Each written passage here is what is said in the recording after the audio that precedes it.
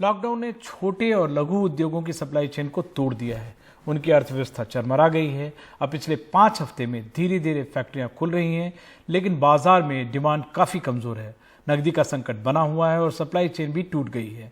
हमारे संवाददाता हिमांशु शेखर ने बुलंदशहर रोड इंडस्ट्रियल एरिया में एक फैक्ट्री का दौरा किया, जहां 29 मई को एनडीटीवी ने शूट किया था, ये समझने के लिए कि आर्थिक संकट की दिशा और दशा लॉकडाउन हटने के बाद पिछले 5 हफ्तों में कितनी बदली है। 15 से 20% की प्रोडक्टिविटी अभी आई है। इसीलिए मैं कह रहा हूँ कि बहुत टाइम लगेगा, क्योंकि समस्याएं अभी कुछ सामने आई हैं और कुछ ऐसी समस्याएं जो अभी आएंगी आगे। करीब 5 हफ्ते पहले बुलंदशहर रोड इंडस्ट्रियल एरिया में स्थित MSME unit Toshi automatic systems के मालिक संजीव सचदेव ने लॉकडाउन के असर पर एनडीटीवी इंडिया से ये बात कही थी। हम जो हम एक मशीन बनाते हैं उसके 5 हफ्ते बाद हम फिर संजीव सचदेव की फैक्ट्री पहुंचे तो बदलाव दिखा। सब प्रोडक्शन जो है ना, कुछ ज्यादा मशीनें चल रही थीं। करीब 5 हफ्ते पहले वहां 7 से 8 मजदूर काम कर रहे थे। आज मजदूरों की संख्या भी 25 से 30 तक बढ़ गई है। करीब 5 हफ्ते पहले जब हम इस फैक्ट्री में शूट करने आए थे, उस दौरान लॉकडाउन का यहाँ पर काफ़ी ज़्यादा असर था। बिजनेस ऑपरेशन 15 से 20% ही शुरू हो पाया था और करीब 7 से 8 मजदूर यहाँ पर दिखाई देते थे। लेकिन आज यहाँ पर हालात बदले हैं। बिजनेस ऑपरेशन काफ़ी ज़्यादा बढ़ चुका है और मजदूर भी यहाँ पर बहुत बड़ी संख्या में काम कर रहे हैं। हर स्टेट की अपनी सिचुएशन है। कहीं पर लॉकडाउन एक्सटेंड हो गया है, कहीं पर लॉकडाउन खुल गया है, कहीं पार्शली खुला है।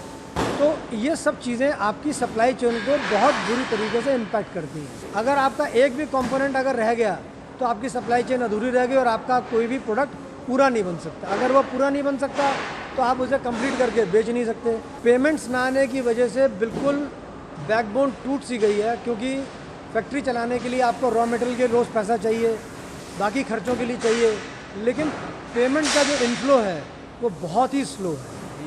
और अगर वो पेमेंट नहीं आती है तो आप कब तक बोरिंग कर सकते हैं। तो आज की डेट में प्रॉब्लम सिर्फ लिक्विडेशन नहीं है, बल्कि लिक्विडेशन एंड सॉल्वेंसी दोनों ही अपने आप में एक बहुत बड़ी प्रॉब्लम है। बुलंदशहर रोड इंडस्ट्रियल एरिया में अभी कई फैक्ट्रियां बंद हैं, मजदूर भी कम हैं। काम कम है तो मजदूरों की कमाई भी घट गई है। पहले जैसे मान लो 15,000 किसी वर्कर के थे, अब कम है। कितना कम है? अब मान लो आप कोई 10,000, 8,000, 9,000 ऐसे हैं। अपने आधी हो गई है कमाई वर्करों हाँ जी। साफ है, बुलंदशहर रोड इंडस्ट्रियल एरिया में कोविड-19 संकट से पहले की स्थिति फिर से बहाल होने में अभी लंबा वक्त लगेगा। पिछले 5 से 6 हफ्ते में एमएसएमई सेक्टर में कुछ सुधार जरूर आया है, लेकिन ये सेक्टर अब भी 2 बड़े संकट से जूझ रहा है। एक तरफ जहां बाजार में डिमांड अब भी कम है, वहीं दूसरी तरफ जो तैयार माल की सप्लाई एमएसएमई ने की है उसकी पेमेंट में देरी हो रही है और बैंक भी उतना ज़्यादा कर्ज एमएसएमई सेक्टर को नहीं दे रहे हैं जितना ज़्यादा फंड्स की उन्हें ज़रूरत है। इस वजह से इस सेक्टर में लिक्विडिटी का संकट जो है वो अब भी बना हुआ है। बुलंदशहर रोड इंडस्ट्रियल एरिया से मेरे कैमरा सहयोगी शशिकांत झा के साथ हिमांशु शेखर, एनडीटीवी इंडिया।